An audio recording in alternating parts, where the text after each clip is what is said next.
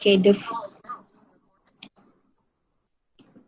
the sample for this discussion for our revision class is for the previous semester, semester 2, 2020-21. Okay, in this during this exam, students are not given any true, false, and MCQ questions.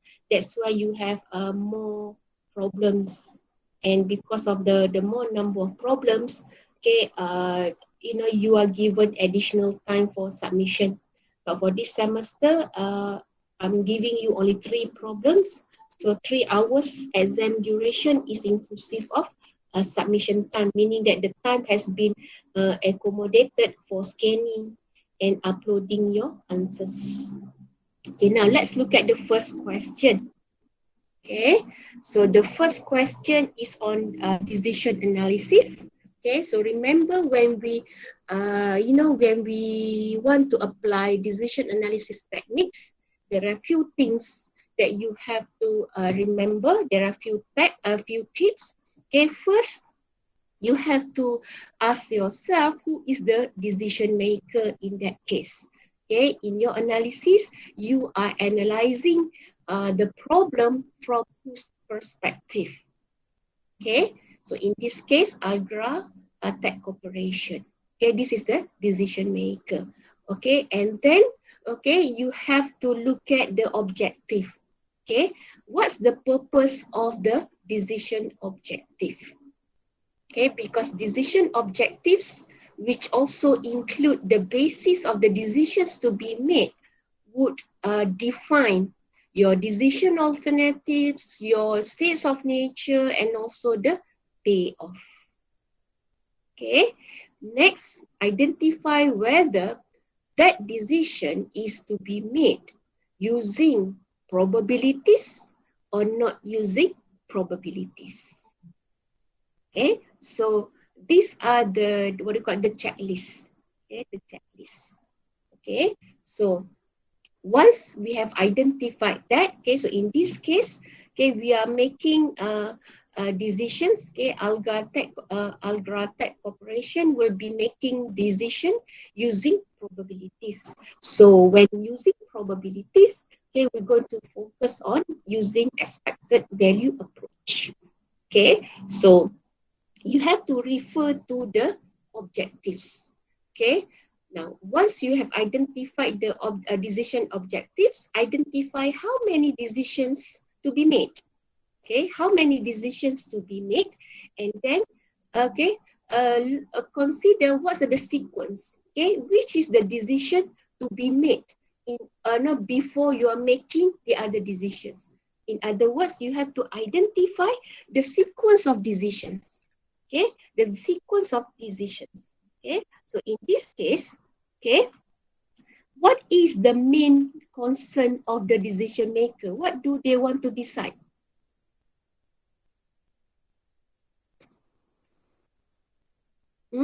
What do they want to decide?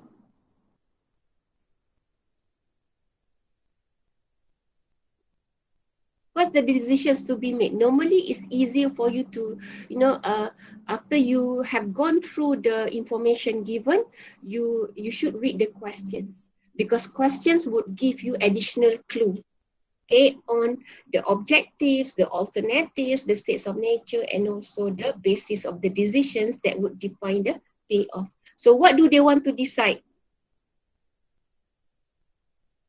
New model.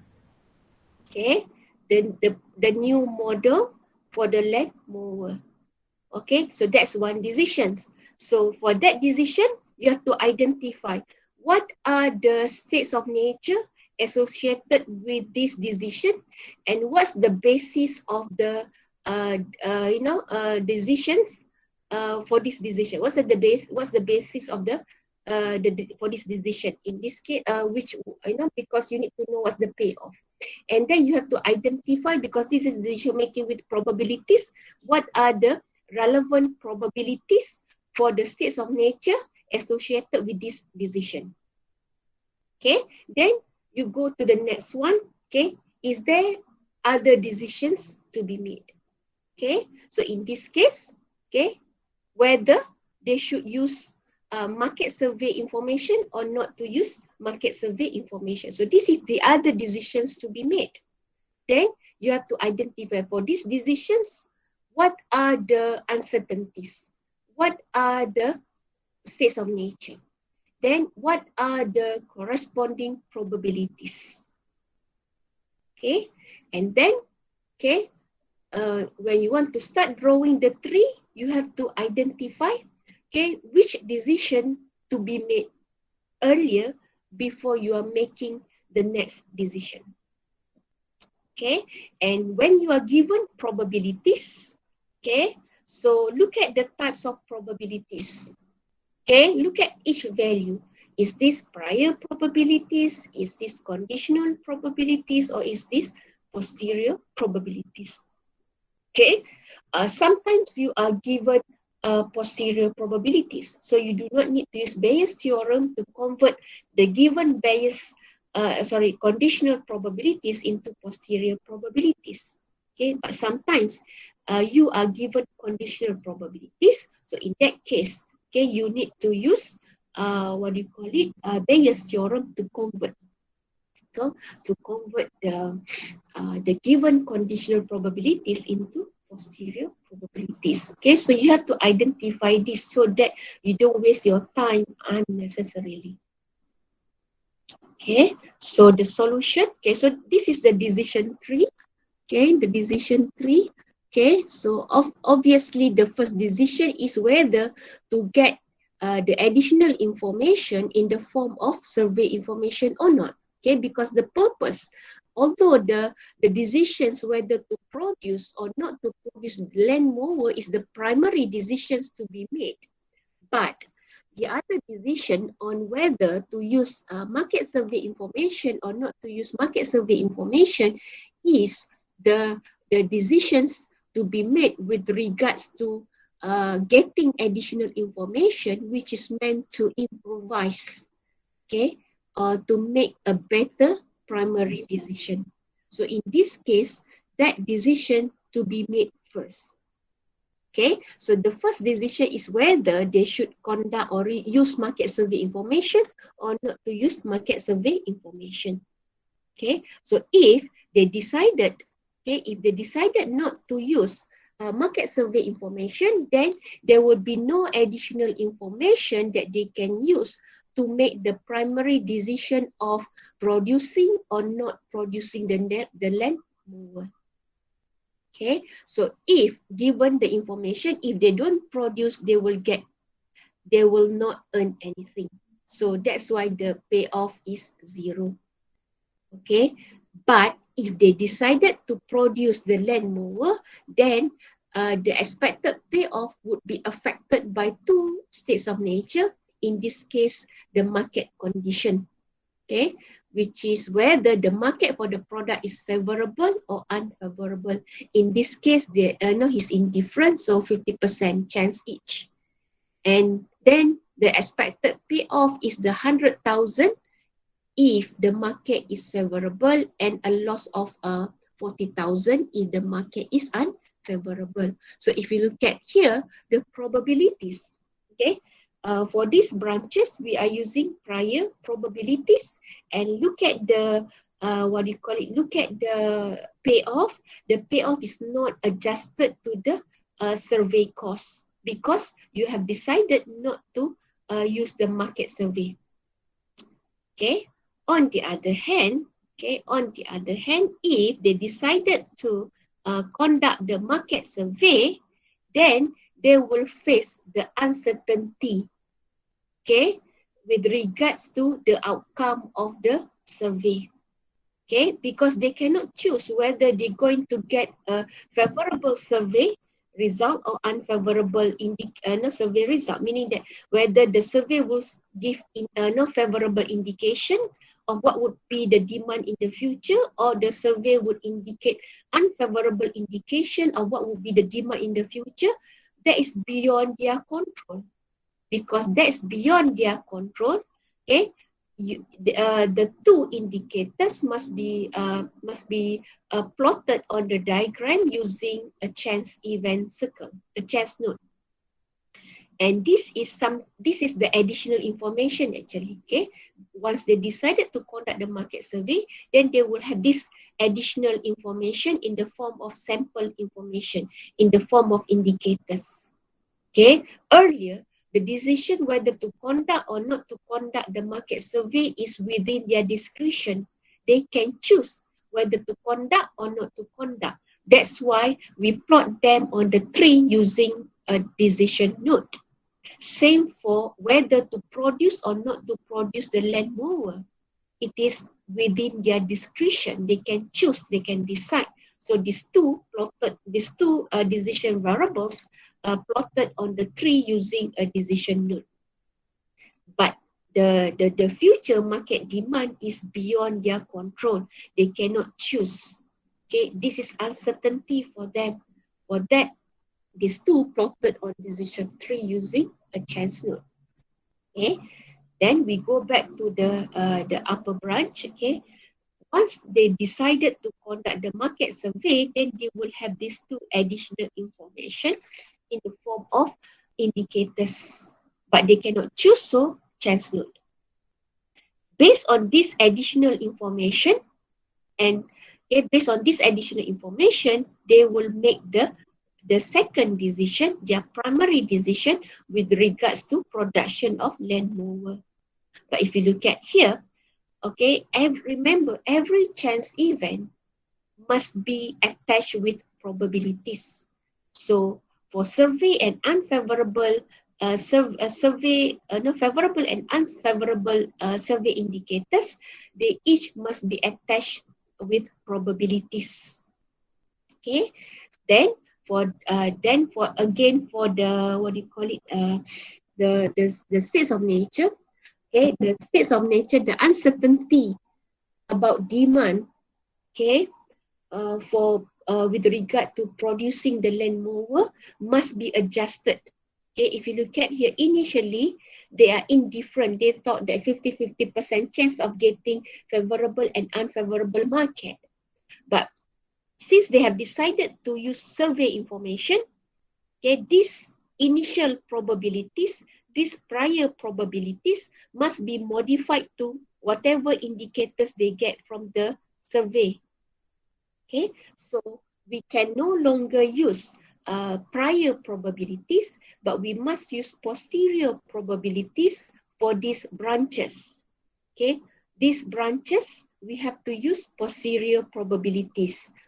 What is posterior probabilities? Again, it is prior probabilities adjusted to indicators that we get from sample information. So should the survey indicate favorable indication, then okay, we're going to revise the probability from 0.5 having favorable market. The indication shows market will be good, so 0.5 is increased to 0.82. Okay, and accordingly unfavorable would be reduced to 0.18. Okay, so you have to convert this. Okay, how to get posterior probabilities for these branches? We have to convert these prior probabilities, okay, into posterior probabilities using conditional probabilities given, okay, by using Bayes' theorem. Okay, so, and if you look at here, look at the payoff. Okay, for the payoff, okay, the payoff instead of 100,000, the payoff, expected payoff must be reduced by 5,000 because of the cost. Okay, the cost of market survey is 5,000. Same for unfavorable. Instead of losing 40,000, now the expected loss would be 45,000. Okay, the loss is increased by the survey cost incurred.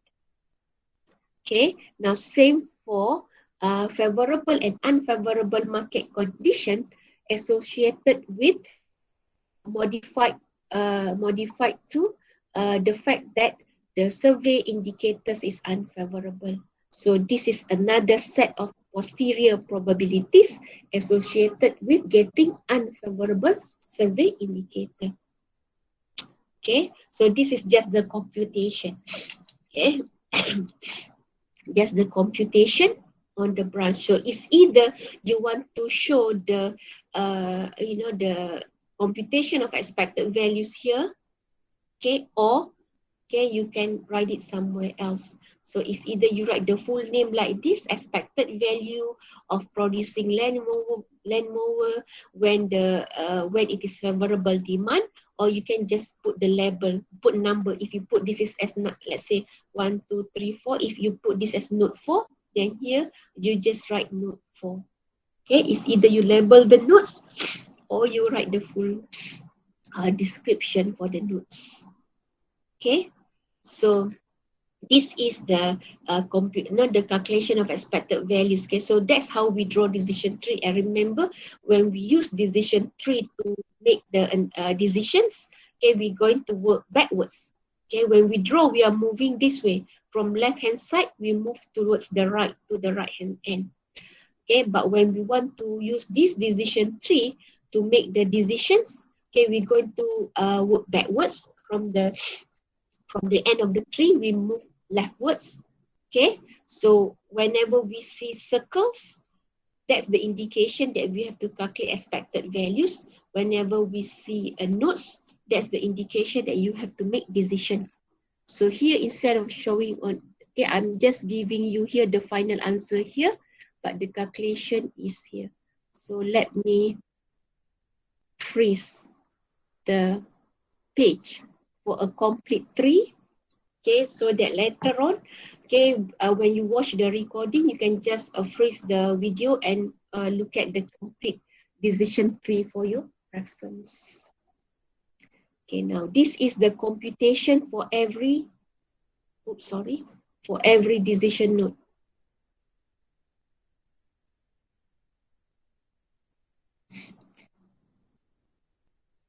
Okay, so I purposely write the names instead of the nodes, the numbers of the nodes, because some of you may give different numbering for your nodes. Okay, so this is the, so when you are asked for decision strategy, meaning that you have your conclusion, your final sentence must be which alternative, okay, according to which indicator that you get. Why? Because according to the calculation, okay, it's better to use the survey. So let's look at the answer here. So first here we said that, okay, the expected value of market survey here. Okay, so okay, the expected. So first you have to calculate what's the expected value of producing a land mower when the market is favorable. Okay, and then you have to calculate what's the expected value for land mower when the market is unfavorable. Okay, so here, here. Okay, so if you compare here, producing land mower, the expected value is 69,800, but if you don't produce, a loss of 5,000. So obviously at this point, you're going to decide to produce land mower. Okay, and then in contrast, if you get unfavorable indicator, okay, if you get unfavorable indicator, so you compare the expected value of producing land mower is a loss of 29,600, but if you don't produce, you will only lose 5,000.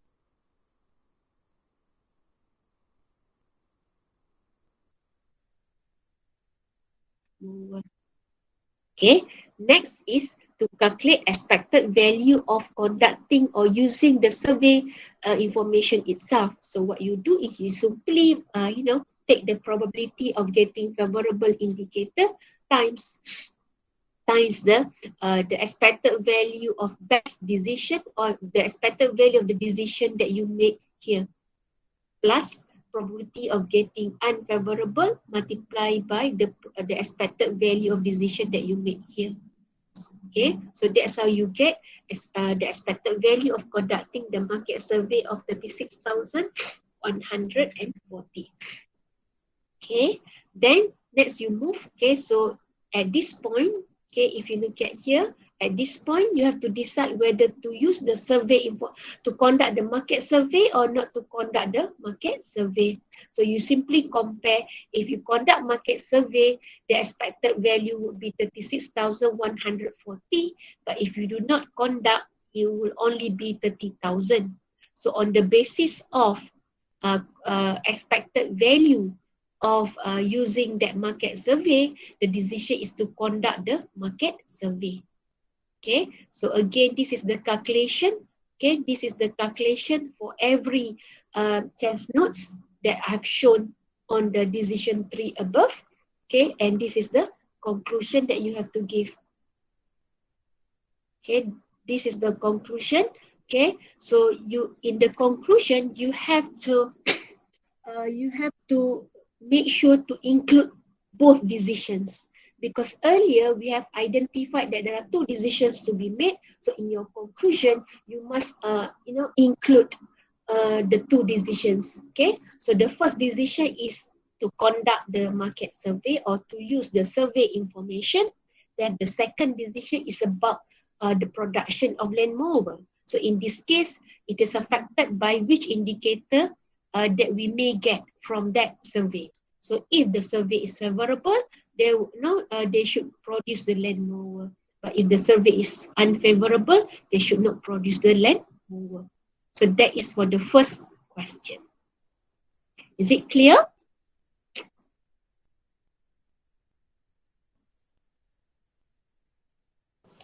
Yes, madam. Okay.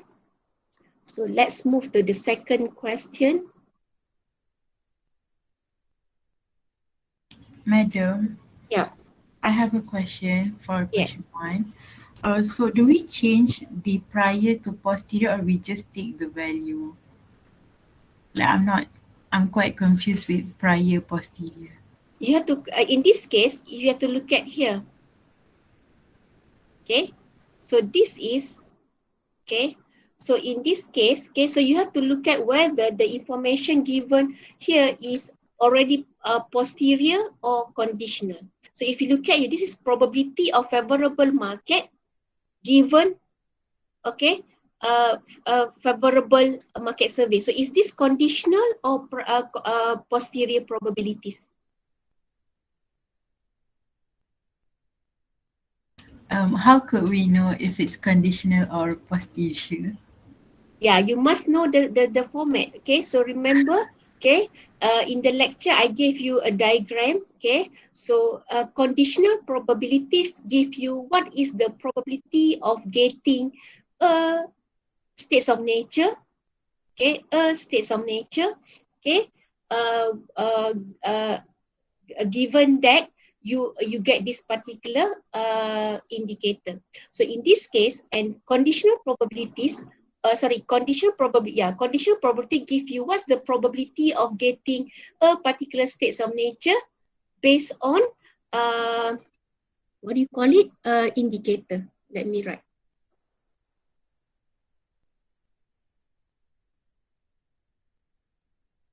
This is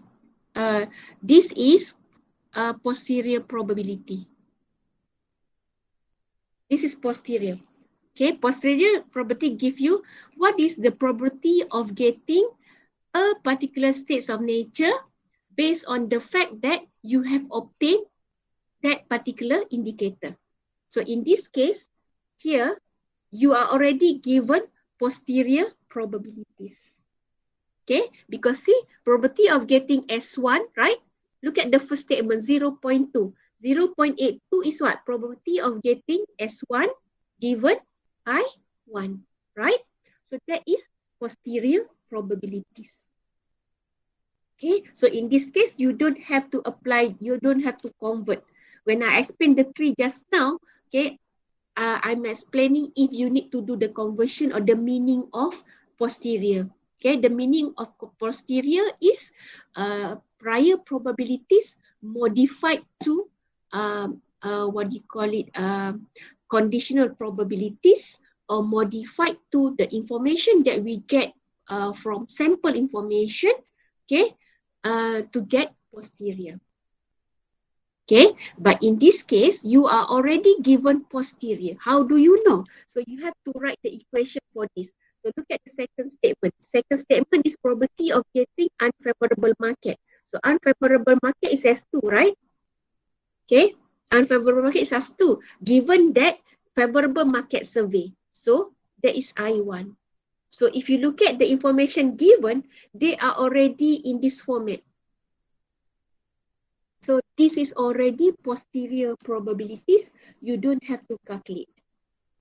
If you have to calculate, so how do you know conditional? Okay, conditional is like this. Conditional probability give you what is the probability of getting an indicator. Say, what's the probability of getting favorable indicator based on the fact that actually we have these particular states of nature. So this is conditional. You see the difference? This is Yes. conditional. Okay, so what you have to do is, in this question, okay, to know whether this is this given probability here, to know whether these are already posterior probabilities or they are conditional probabilities, you have to write the equations like this. Okay, so you write, okay, this is PIS1 given I1. So look at the format. Okay, this is the format. So you compare. Oh, this is already posterior. So no need to use the table. But let's say you are given conditional probabilities instead. So what you have to do is you must use this. Okay, to convert into posterior using the tables. Which tables? Please refer to the lecture note. But the process for you to know whether given a conditional or posterior, you have to do like this. Okay? You take note of the format for conditional, take note of the format for posterior, and then you look at the statement given. It suits which one? So is it clear now? Yes, madam, clear. Okay, so that's how you do it. Okay, right. Now the second question is forecasting. Okay, so for forecasting, okay, so it's very important that you know, okay, whether you need to use the question, whether the question is about time series or is it about causal methods. Okay, so if it's about time series, remember there are three techniques that we have discussed. Smoothing methods for data with stable change in data. Okay, the going up and down along a straight line, or we have discussed trend projection method. The going up, okay, the overall pattern in the data is either decreasing or increasing, then we use trend projection method. Or if the data not only has a trend influence, whether decreasing or increasing, but also additionally has seasonal influence, then you have to use trend projection with seasonal adjustment. Okay, and when we use smoothing methods, remember that in order for us to determine the best parameters, which either the best parameters in terms of the better end, or the better sets of weights, or the better smoothing constant, or the better smoothing techniques, okay, all of these must be decided based on MSE. Okay, and then there is time series. The second set is causal methods. So how do we know whether the analysis must be, you must use linear regression analysis. You look at the independent variable, right? So remember the key difference. The key difference between time series and linear regression is the independent variable. Okay, so if the independent variable is time, then focus on times the three techniques for time series. But if the independent variable is not a time, then you need to focus on linear regression analysis. Okay, so when you want to answer the question, Okay, when you want to answer the question, you look at the independent variable. Okay, whether it is time or not time. What is to produce more or less, Ayan?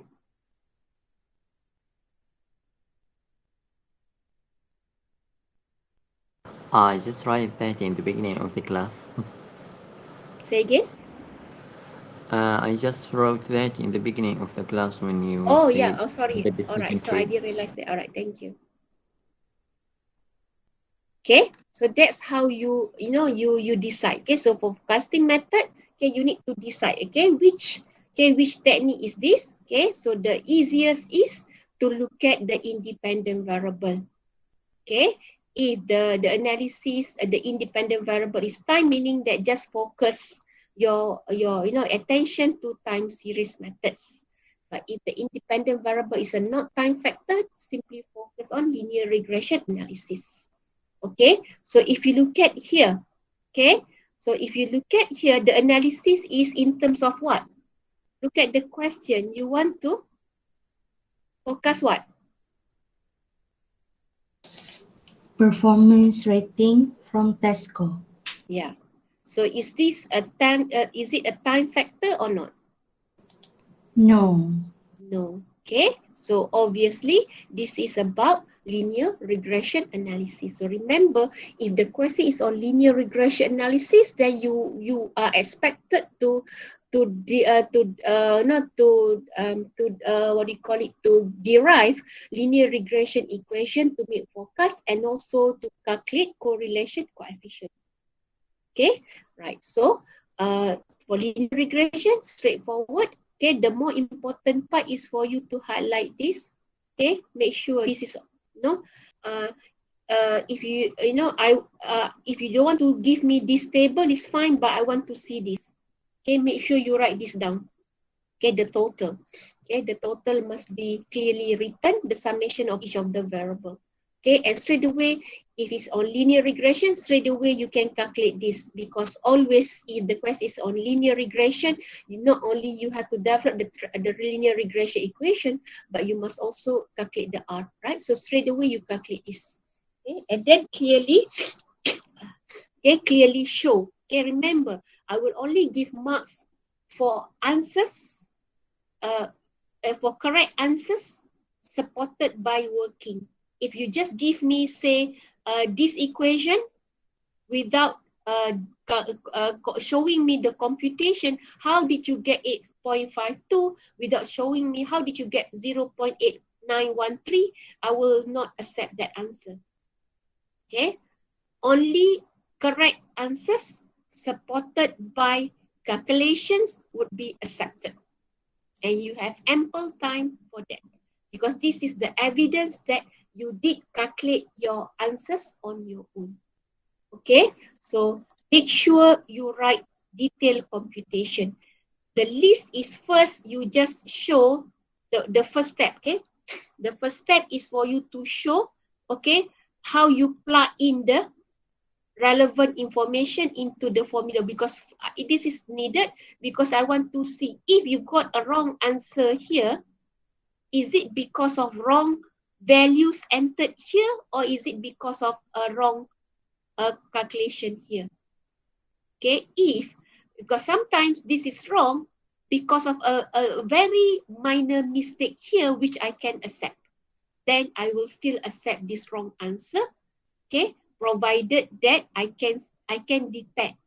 Okay, I can detect what caused the wrong answer. So in other words, to be on the safe side, write down every step of the calculation. It's not very, very long. You have ample time for it. Okay, so this is the linear regression equation. And then to forecast performance when the test score is 70, you simply substitute 70 into this. Don't forget to write this down. Okay, there is mark. Okay, marks given for every step. Every step. Okay, so don't forget to write down this equation. Then only you answer the question by showing clearly that you are substituting X with 75 to answer C. Okay, then finally, to measure the strength of the relationship, you need to calculate the R. Okay, don't forget to show this part and also this. Okay, now the tips, okay, when you are describing the strength of relationship based on the R value, so there are two things that you have to include in your answer. Okay, comment about the value. Okay, comment about the value. Okay, and also comment about the sign. Okay, there will be marks for for giving comment on the value of the R itself, plus marks for giving comment on the sign, whether it's positive or negative. So that's how you answer forecasting, in particular linear regression analysis. Any more question? Question on this? Madam, Yeah. in case we are doing the calculation for R in A, but the command we do in C, is it accepted? A requires you to calculate B1 and B node. You must show the right calculation, the right formula for every information needed. Okay? So R is calculated to calculate the strength of relationship. It is to answer part D. Okay, madam. And one more, madam. For the forecasting, how many decimal places we need to use? 4 is the safest, at least 3. Actually, it depends on the number here. Okay, number here. So the easiest is we just keep to 3. But in trend projection with seasonal adjustment, you need 4. So I think to be on the safe side, you use 4 lah. 4, you will never be wrong. Okay, if you use 4, you will never be wrong. Okay, so this is the table. Okay, so that you can freeze the screen later. Okay, this is the table to get the inputs for the calculation. This is the computation of, okay, this is the computation for linear regression equation. This C is to not that this is for answering part C and D.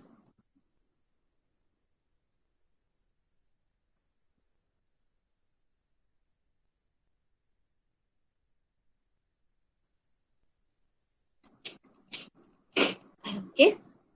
The next question is project scheduling.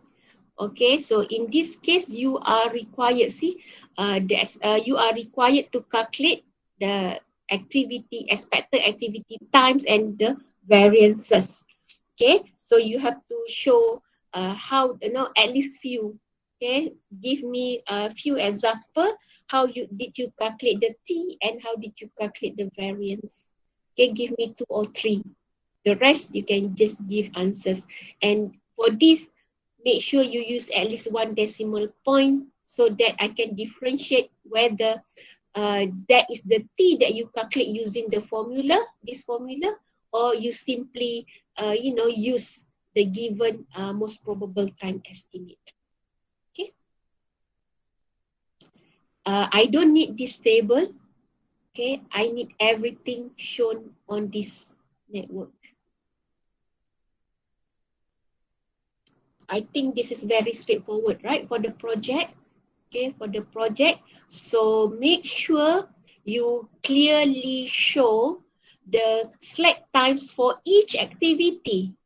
The common mistake made by students is they only show the slack times for critical activities only.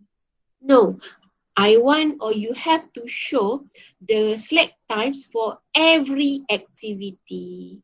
So you simply need to write below the activity notes, as simple as that. Okay, then clearly show on the graph, on the network, your critical path. And don't forget to highlight what are your critical activities? So this is optional, okay? If you can either write like this or you can just show on the network for the critical path. But make sure, okay, you list down your critical activities. Make sure you write down the slack time for every activity. Okay, so then answering the question, the expected completion time for the project is, so this is to test whether you know where to get the information from. So expected completion time is 29.5 days.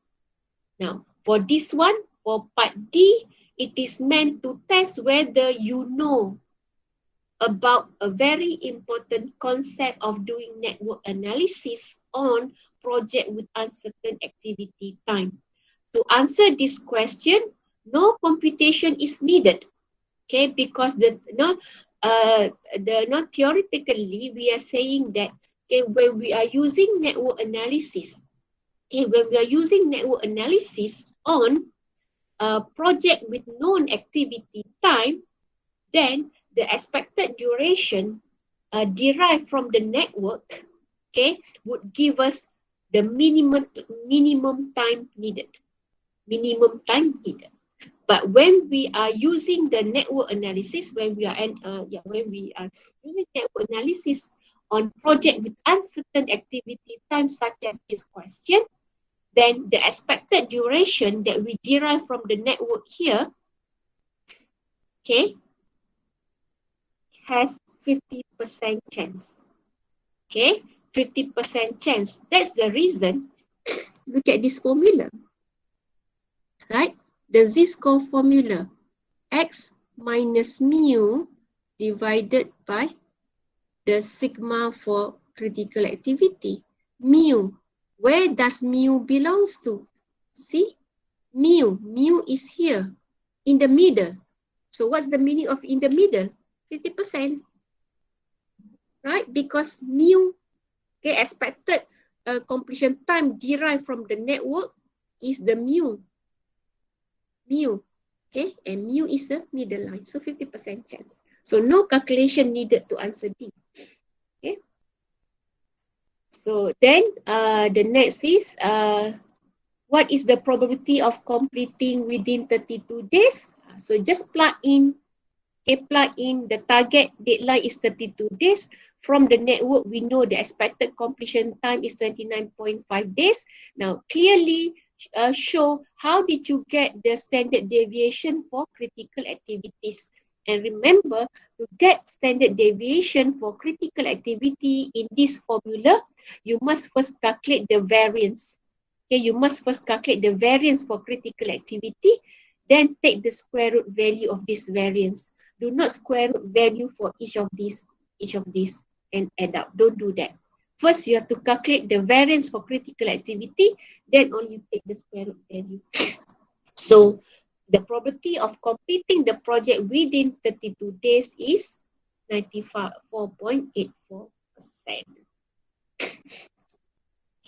So, next is, okay, what is the, the days? Okay, days required to complete the project with 80% probability. So here we are working backwards.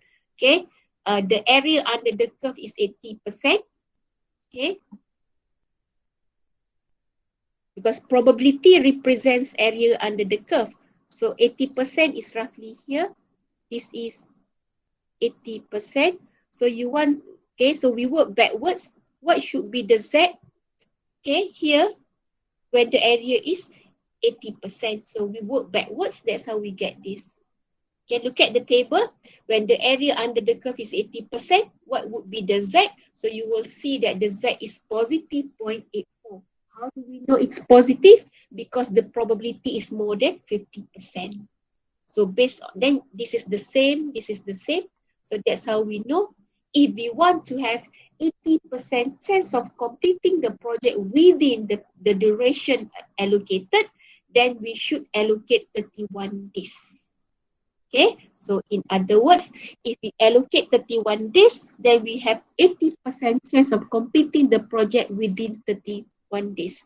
But if we allocate only the expected completion time, then we have 50% chance of completing it within that duration. Okay, question before I move to the next question.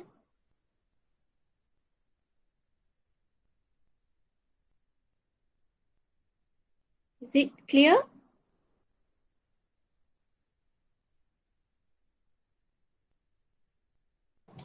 Clear, madam.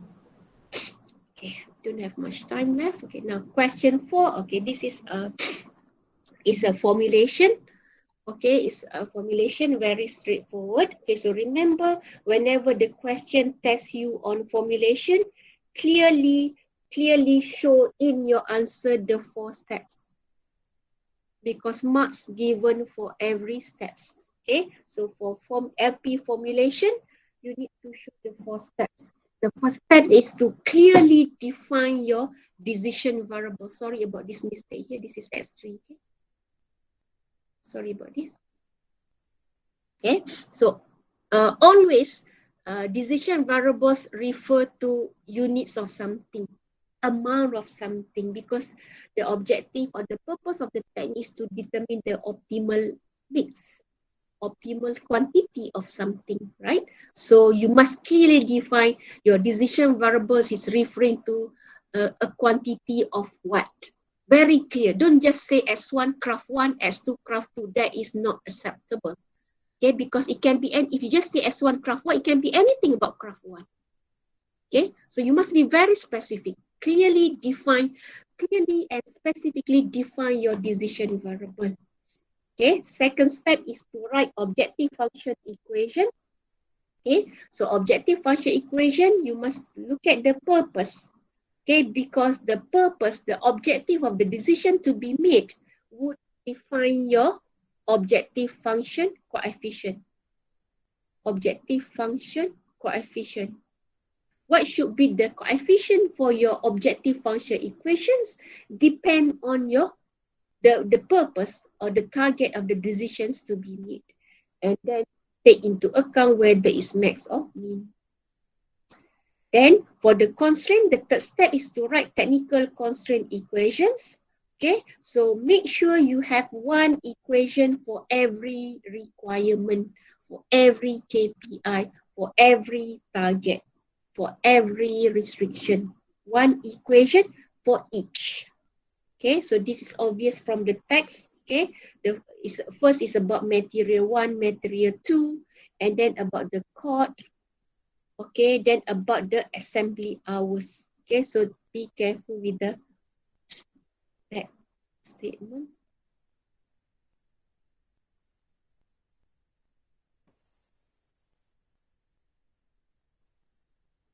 Where is the statement about the time? All right, see, 3 full time. There are 3 full time. Full time means they are working 40 hours per week. But there is only 1 full time and 1 half time. So that's why here 1.5, okay? See, be careful about this. We have 3 full time, but 1 full time plus 1 part time. So that's why 1.5 for the assembly and finishing hours. Okay, so this is the 4 steps that you must clearly show to answer question. For next question. Okay. Remember again, every steps would be given mark. So for linear programming graphical solution methods, okay, the first step is to identify the feasible region. So to identify the feasible region, first you have to show how did you get the coordinates for every technical constraint equation. So that is the first step. There will be marks for that. Next, you have to plot. Okay, plot your graph. Okay, so make sure you clearly label what is on your x-axis. This is what. Okay, Oh, it doesn't appear here, sorry. Okay, you must apply what is the x-axis.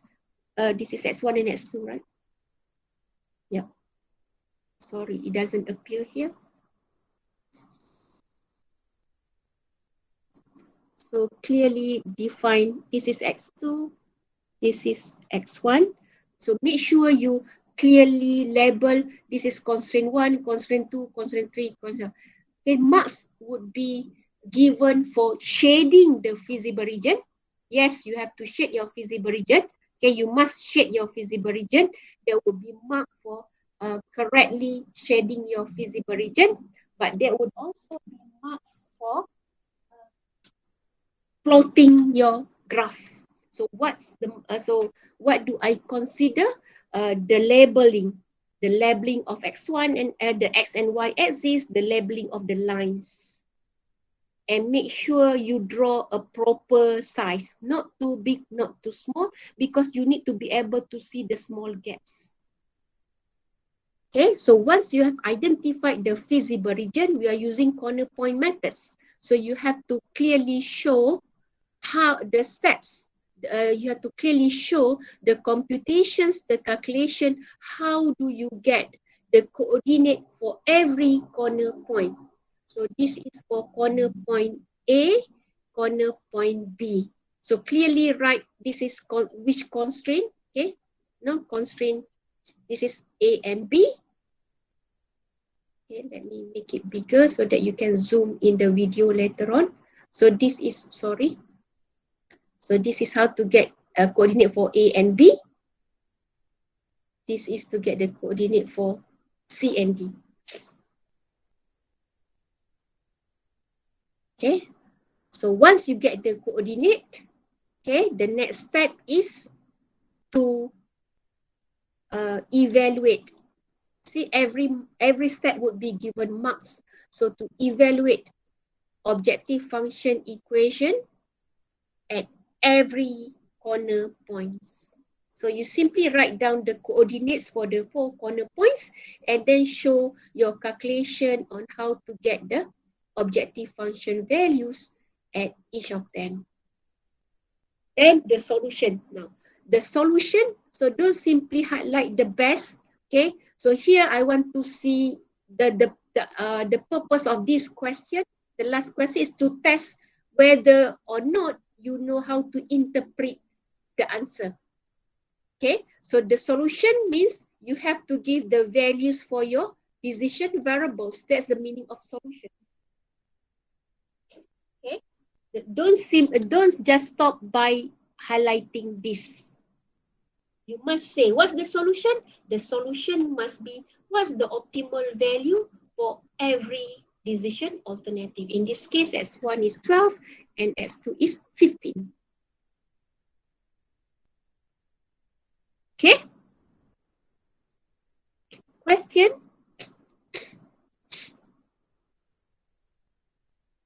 This is straightforward, right? Okay. Last question.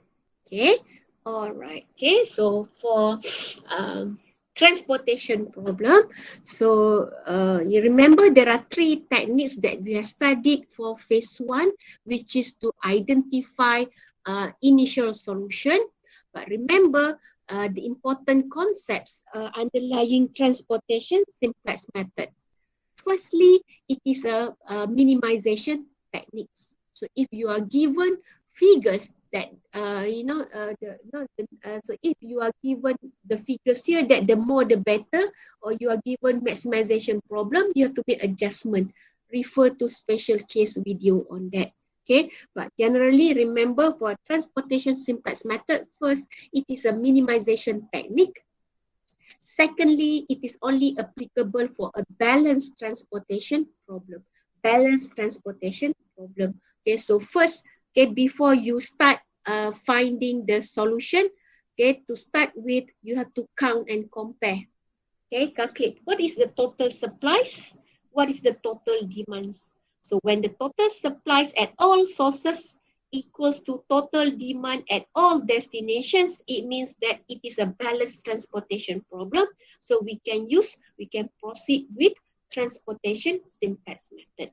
If it's not balanced, we have to make it balanced by either adding dummy destination or dummy source. Please watch the recording on special cases. Okay, now, so it is a balance, so we proceed. Okay, there are three. Okay, there are three techniques. Okay, there are three techniques to find initial solution method. And remember that whichever techniques that we use, they have the same three steps, which is first to choose a route, secondly to make allocation, thirdly to adjust. Okay, adjust the supply, adjust the demand, adjust the table. Okay, so there are three steps.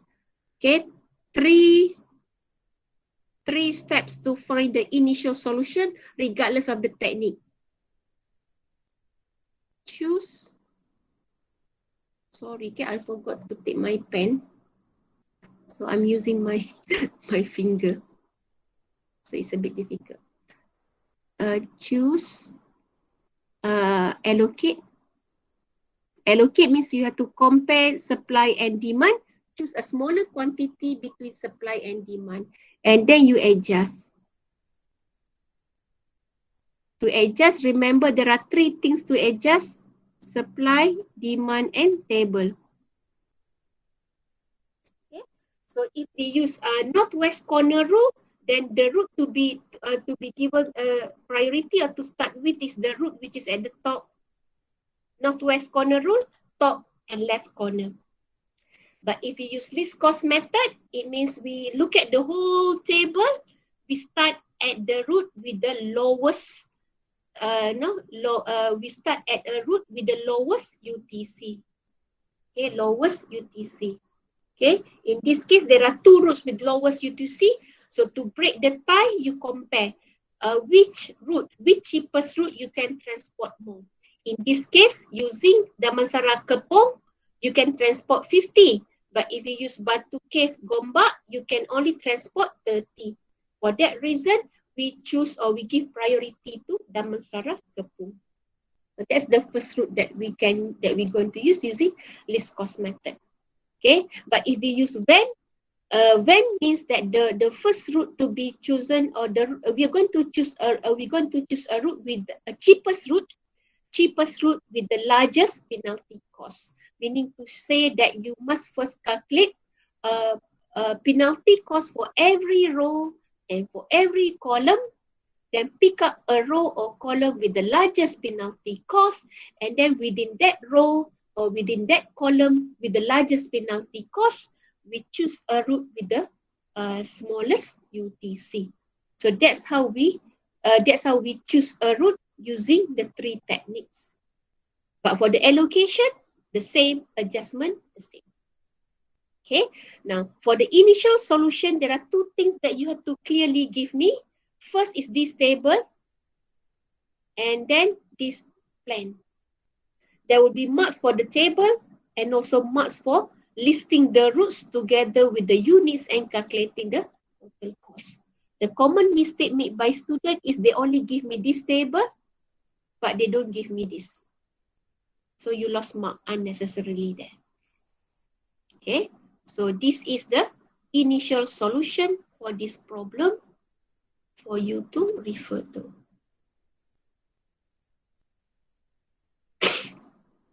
Okay, next is, next we proceed to stepping stones. Okay, first is MODI. We want to check whether this initial solution is already optimal solution or not. So first we check. Okay, don't forget to check. Okay, so let me freeze here. Okay, this is the first table. This is the first closed path. Okay, the starting point is here. Okay, so that is the closed path, and this is the table. So if you calculate here, okay, first you have to check whether, okay, we're going to have degeneracy or not. So we have, sorry, this is a mistake here, okay. Typo, I forgot to change here. We have 3 sites plus we have 3 destination minus 1, it should be 5. Okay, so we don't have degeneracy because we are using, where is it? 1, 2, 3, 4, 5. Okay, sorry about this typo. Sorry about this typo. It should be, this is 3 sources, 3 destination minus 1. Okay, not 4. Okay, so it is 5. No degeneracy, we can proceed. So we calculate the auxiliary indexes for allocated routes. Next, we calculate net improvement indexes for non-allocated route. And if you look at here, okay, look at here, all of the EIJ are positive. Because all of the EIJ are positive, it means that we have found the optimal solution. We do not need to revise the initial solution because it is already optimal solution. However, take note of this particular route. Okay, we have a route. We have a route E33 with EIJ exactly 0. When we have a route with EIJ equal exactly 0, that's the indication of having alternative optimal solution, because it means that whether we use Templar, okay, whether we use Templar to Kepong or not, the total cost would be the same at 4550. So the question asks you to locate what is the alternative optimal solution, because you want to identify what is the alternative optimal solution. So to get the other solution, what we have to do is to treat the Templar Kepong with index 0 as the starting point. So we treat that as the starting point, we draw the closed path and we revise it to get the alternative solution. Okay, so look at here. If you look at the first table, in the first table, we don't use Templar Kepong. The cost is 4550. But after we revise it, look at this. Now we are using Kepong and the total cost is the same. And we want to test whether this is alternative, right? This is alternative solution. Is this alternative solution optimal or not? So to confirm, look at the EIJ. Yes, all of the EIJ are positive. So indicating that this alternative solution is also optimal solution. Okay? So that's it for the revision. Questions?